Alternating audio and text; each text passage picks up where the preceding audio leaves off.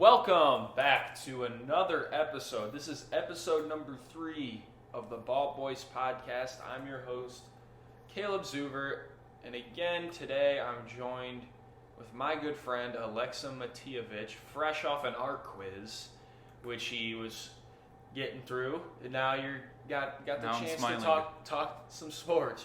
You're happy and you're smiling. So Aleksa, how you doing? Amazing. That thing is done, out of the way, ready to talk. Yes. So there's a lot to talk about, Aleksa. I mean, it's just been a plethora of sports lately. And we're recording this on Wednesday. I'm hoping to get it finished tonight and sent out, but it could be Thursday by the time some of you hear this. But last night was one of the most shocking games and moments that I've ever witnessed as a sports fan. The Clippers finished their choke of a 3-1 lead to the Denver Nuggets. And there's so many angles, Aleksa, to digest this and to go about this. We're going to start with just your thoughts on the Clippers and where they go from here, because this team was built to win a championship this year and beat the Lakers in the conference finals. That's not going to happen now. So where do you think they go after this? That's a good question. Well, the first thing is they got to decide if they're going to keep Montrezl Harrell. Mm-hmm. He's going to ask a lot of money in free agency. I don't think Clippers will have that much to pay off. So I think they can still make the playoffs next year with this team. If they just lose Harrell, they are still going to make the playoffs regardless. But I mean, last night clearly shows how bad they were playing. They were just out of it. And when we were talking earlier, you and I brought up that in Game 5, it was 17-point game. Clippers were up.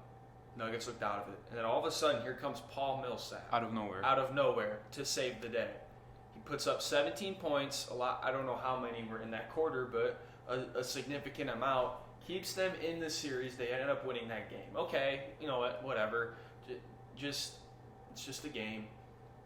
Game 6 rolls around. They're down 19 this time.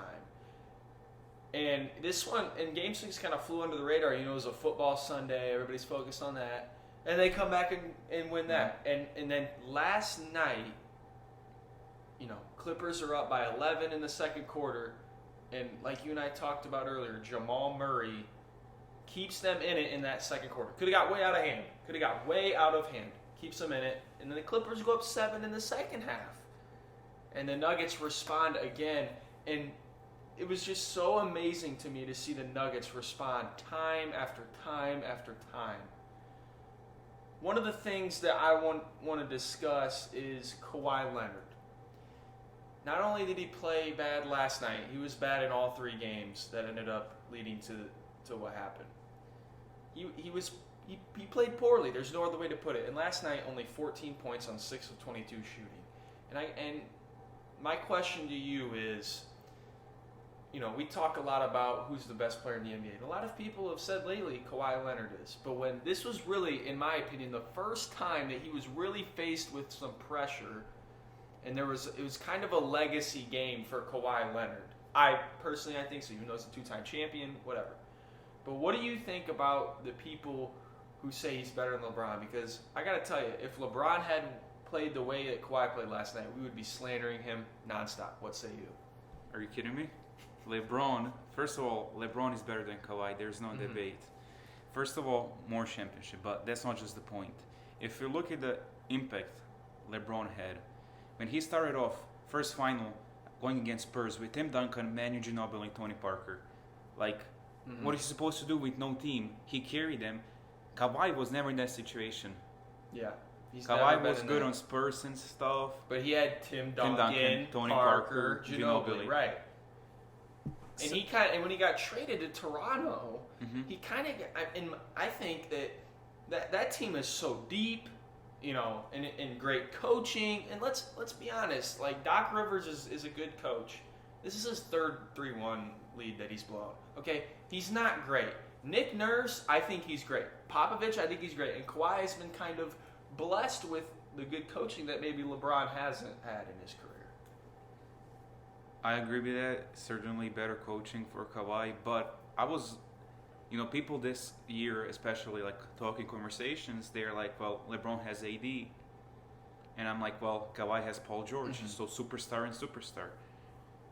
And they're like, if you look around the team, they have, I think the Clippers have better role players than the Cavs. Right. But the thing is... The Lakers. The Lakers, sorry. Cavs, yeah.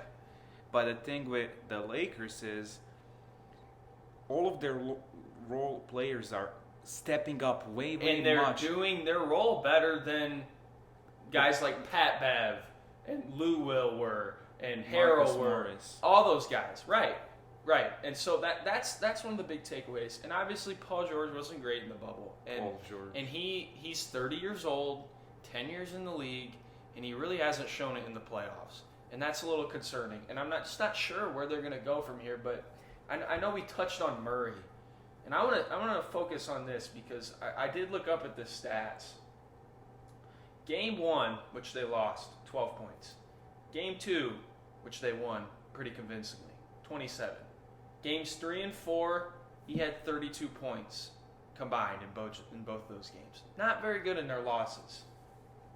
Game 5, 26, 8, and 7. Game 6, only had 21, but it was on 9 of 13 shooting, very efficient. And then last night he had 40. So really, and a lot of the talk early in the series was Jamal Murray can't, when Pat Bev's guarding him, Kawhi, Paul George, he can't get around that. But in these last 3 games, he was phenomenal. And and Jokic has been great. Last night he had 16, 22, and 13, which is an absurd stat line.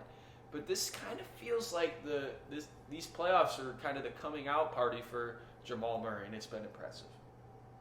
All right, Alexa. So now that we discussed the Clippers-Nuggets series, we now move to the Western Conference Finals where it's Lakers-Nuggets. And I think people right now, especially while it's easy to rub it in and say everything's open for LeBron now. There's no way he loses. The Nuggets are going to pose a threat to the Lakers. I'm going to say Lakers in 6, but here's why I think that it's not going to be easy, and this could go 7. The Nuggets are playing with the most confidence in the world right now. He came back from back-to-back 3-1s. There's nothing that phases them right now. It's a young team. Yes, they are inexperienced with the conference finals. They've never been.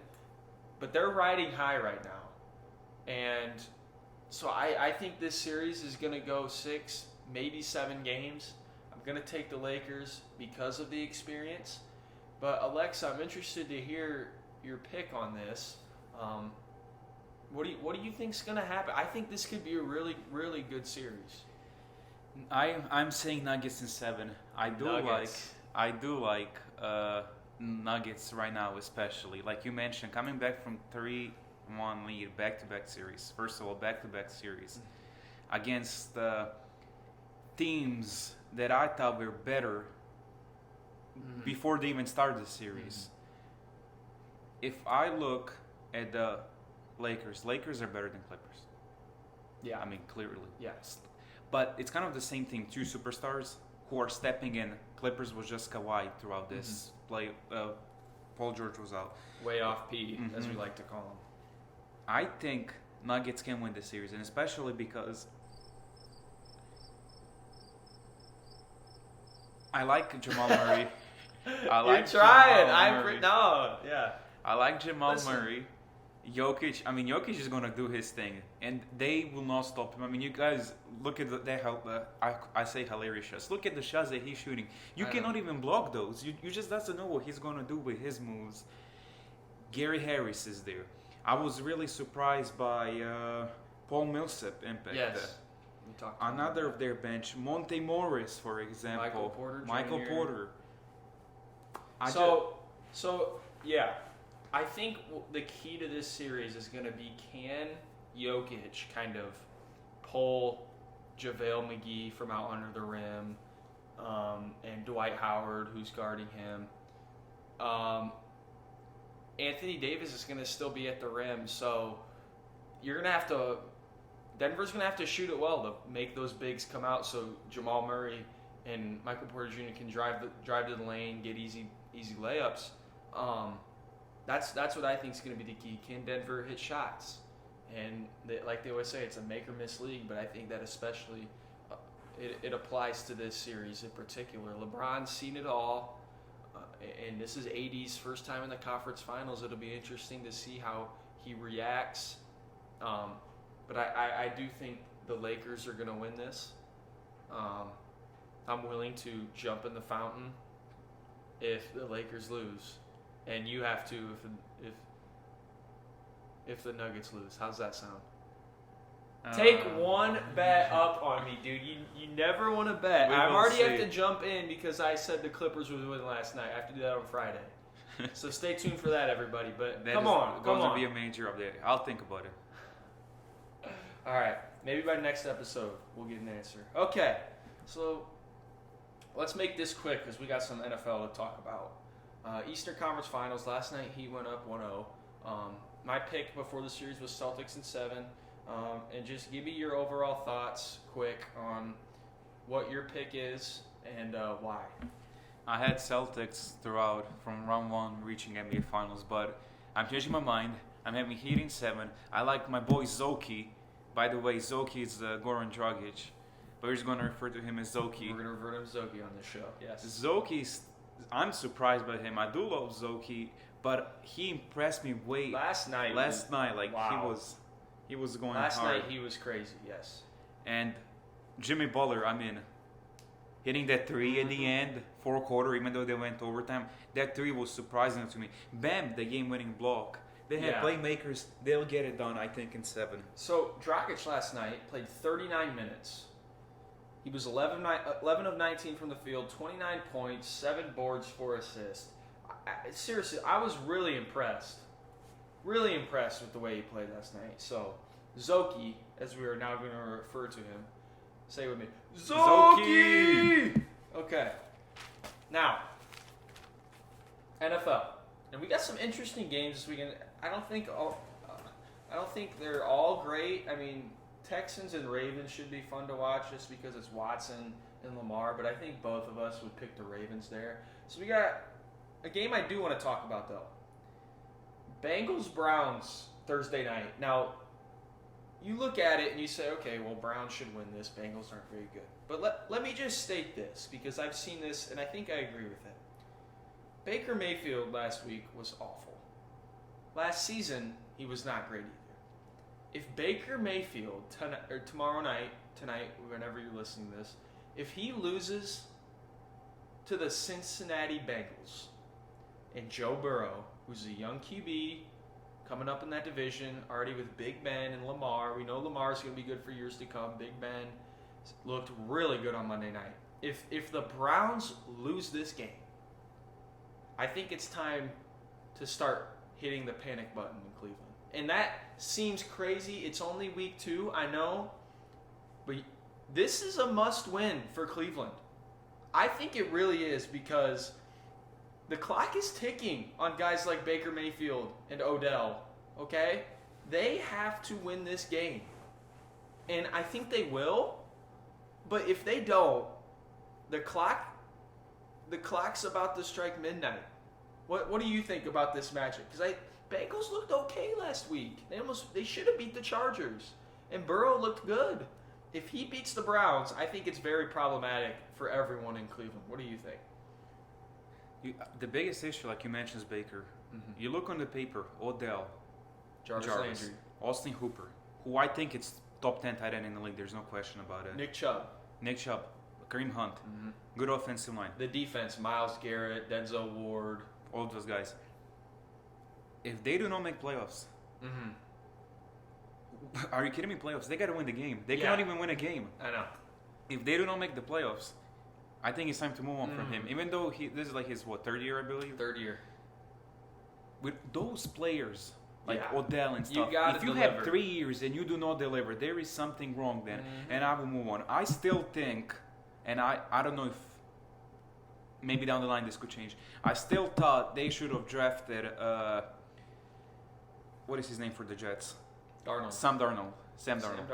I still thought they should have taken Sam Darnold number 1. I think he would have been good in that system because clearly, as you've seen, the Jets, he doesn't have offensive line. He doesn't have weapons. Doesn't have anything. So, of course, that's why he's bad. But I think Sam Darnold would have delivered better than Baker Mayfield. And that's an opinion I've had for a long time. I never really thought Baker was the man. But after his rookie year, I was like, okay, Baker is going to be all right. They were like league. 7-8-1, so that was a big improvement. And he set the rookie record for touchdown passes and all this great stuff. And it's just, and I know it's week 1, but you cannot watch that game. And this is the class of the AFC we're talking about in the Ravens. The Browns played them on Sunday. You cannot watch that game and sit there and act like everything's okay. You got to be better. You got to win this game on Thursday. All right, moving on. 3 games I got for you, Alexa. Rams and Eagles. Rams. Eagles, I was shocked, first of all. They're playing Washington football team, 17-0. They end up losing 27-17. Yeah. Rams, that call for Cowboys, first of all, that wasn't... who was that corner? Jalen Ramsey. I had issues with Jalen Ramsey. So you think that... So let's talk about this, because I honestly think that was offensive pass interference. I don't even think it was close. So my explaining was, I think you can clearly see Gallup push off, extend his arm. Ramsey's fighting, trying to catch up with him. I think that clearly was offensive pass interference. I really, really do. And, it was a good throw by Dak, but I think you can see the separation that Gallup creates on that play. I was looking at the video. They were little push off, but here is where the thing with me where I wouldn't throw the flag.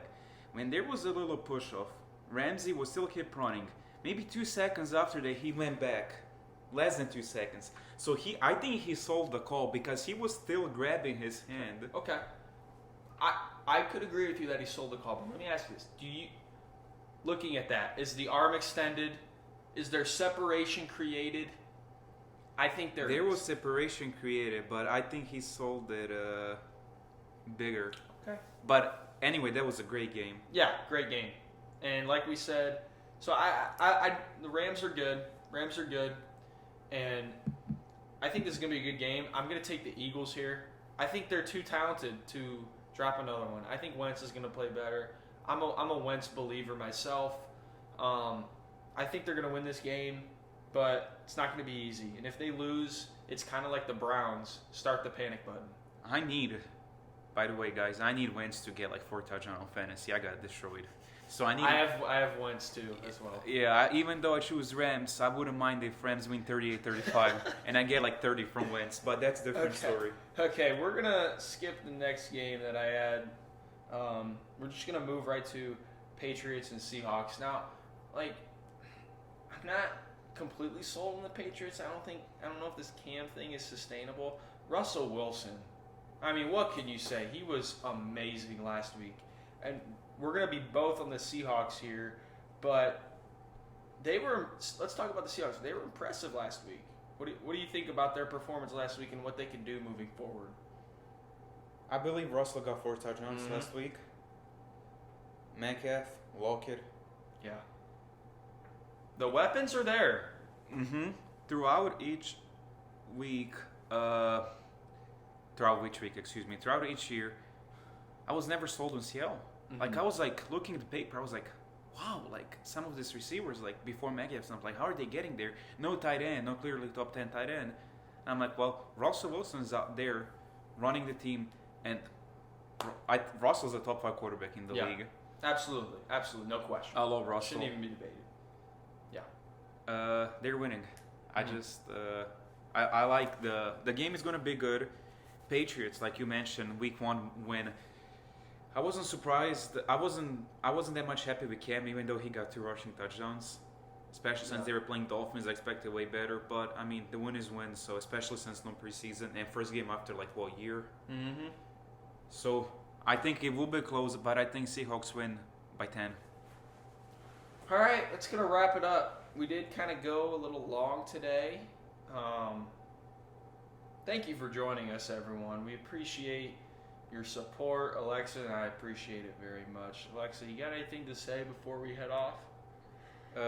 Appreciate all the support. Thank you for listening from us from beginning, from our first podcast.